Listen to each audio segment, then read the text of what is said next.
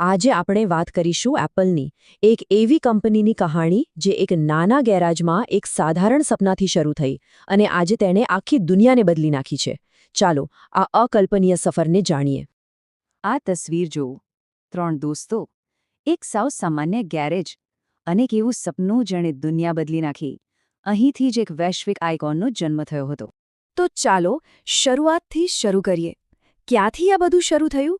કોણ હતા એ લોકો જેમને આટલી મોટી કંપનીનો પાયો નાખ્યો? તારીખ હતી 1 એપ્રિલ 1976. જગ્યા હતી અમેરિકાના કેલિફોર્નિયાનું ક્યુપર્ટિનો શહેર. અને 3 મિત્રો હતા: સ્ટીવ જોબ્સ, સ્ટીવ વોઝનિયાક અને રોનાલ્ડ વેન. અને એમની પહેલી ઓફિસ કોઈ મોટી બિલ્ડિંગ નહીં, પણ એક નાનકડું ગેરેજ. અને એમણે જે પહેલી પ્રોડક્ટ બનાવી એ હતી એપલ આઈ.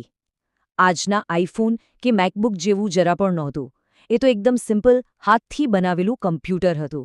બસ અહીંથી જ ટેકનોલોજીની દુનિયામાં એક નવી ક્રાંતિની શરૂઆત થઈ. કંપની શરૂ તો થઈ ગઈ, પણ હવે એમને જોઈતી હતી પહેલી સફળતા. અને એ મળી પણ એની સાથે જ એક એવી ભૂલ થઈ જેણે ઇતિહાસ બનાવી દીધો. બસ આજ તો જોઈતું હતું. પોલ ટેરેલ નામના એક રિટેલરે એમને 50 એપલ આઈ કમ્પ્યુટરનો ઓર્ડર આપ્યો. આ નાનો ઓર્ડર નહોતો, આ એક સાબિતી હતી કે એમનો આઈડિયા કામ કરી શકે છે. અહીંથી જ એમને આગળ વધવાની હિંમત મળી.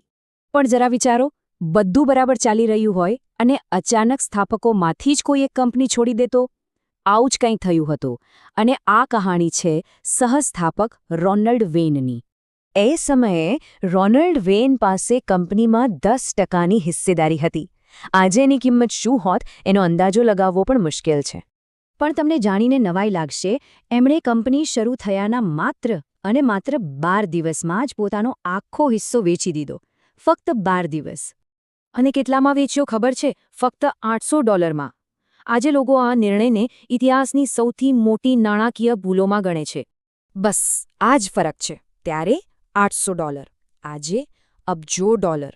આના પરથી જ એપલની ભવિષ્યની અકલ્પનીય સફળતાનો અંદાજ લગાવી શકાય છે. તો એક સ્થાપક તો જતા રહ્યા, પણ એપલની સફર અટકી નહીં. હવે શરૂ થયો ઉદયનો સમય. પણ એની સાથે જ આવ્યા આંતરિક ઝઘડા અને સંઘર્ષ. આ એ સમય હતો જ્યારે એપલે ધૂમ મચાવી દીધી. 1977માં આવ્યું એપલ II, જેણે કંપનીને ખૂબ આગળ વધારી.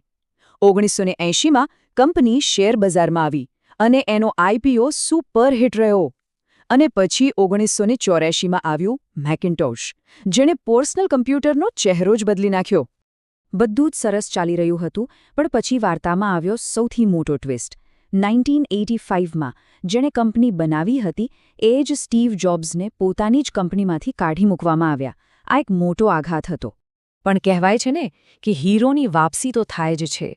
અને અહીંથી જ શરૂ થાય છે સ્ટીવ જોબ્સના પુનરાગમનની કહાણી. એક એવી વાપસી જેણે બધું જ બદલી નાખ્યું.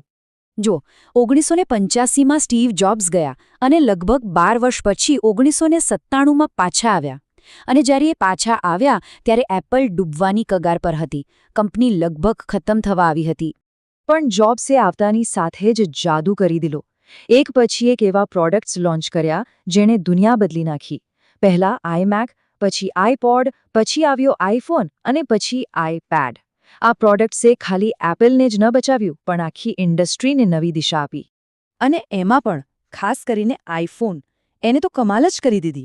ફોનનો મતલબ જ બદલાઈ ગયો. અને એપલ હવે ખાલી એક ટેક કંપની નહોતી રહી, એ તો લોકો માટે એક લાઇફસ્ટાઇલ બ્રાન્ડ બની ગઈ. તો એ હતી ભૂતકાળની વાત. હવે જોઈએ કે આજનું એપલ કેવું છે, કોણ ચલાવે છે આ સામ્રાજ્યને, અને આટલી સફળતાનું રહસ્ય શું છે. આજની તારીખમાં એપલ પૈસા ક્યાંથી કમાય છે? આ ચાર્ટ જુઓ. સૌથી મોટો હિસ્સો, લગભગ અડધી કમાણી આઈફોનમાંથી આવે છે, અને બીજા નંબરે છે સર્વિસીસ, જે પણ ખૂબ ઝડપથી વધી રહી છે. તો સવાલ એ છે કે એપલનો માલિક કોણ છે? જવાબ એ છે કે કોઈ એક વ્યક્તિ નહીં. એપલ એક પબ્લિક કંપની છે. સ્ટીવ જોબ્સના અવસાન પછી 2011થી ટિમ કુક એના સીઈઓ છે અને મોટાભાગના શેર મોટી ઇન્વેસ્ટમેન્ટ કંપનીઓ પાસે છે, જેમ કે વેનગાર્ડ અને બ્લેકરોક. આ આખી કહાણી, આટલા ઉતાર-ચઢાવ, એમાંથી આપણને શું શીખવા મળે છે? સૌથી પહેલી અને જરૂરી વાત, મોટા સપના જોવાની હિંમત રાખો. શરૂઆત ભલે એક નાના ગેરેજથી થાય, પણ સપના મોટા હોવા જોઈએ. બીજી શીખ છે મહેનત કરતા રહો અને હાર ન માનો. મુશ્કેલીઓ તો આવશે જ, પણ જે ટકી રહે છે એ જ જીતે છે. એપલે આ જ કર્યું. અને છેલ્લે એક વાત હંમેશા યાદ રાખજો, સાચી સફળતા માટે સમય લાગે છે. એ રાતોરાત નથી મળતી, પણ જ્યારે મળે છે ત્યારે દુનિયા બદલી નાખે છે. અને એપલની કહાણી એનો જીવતો જાગતો પુરાવો છે.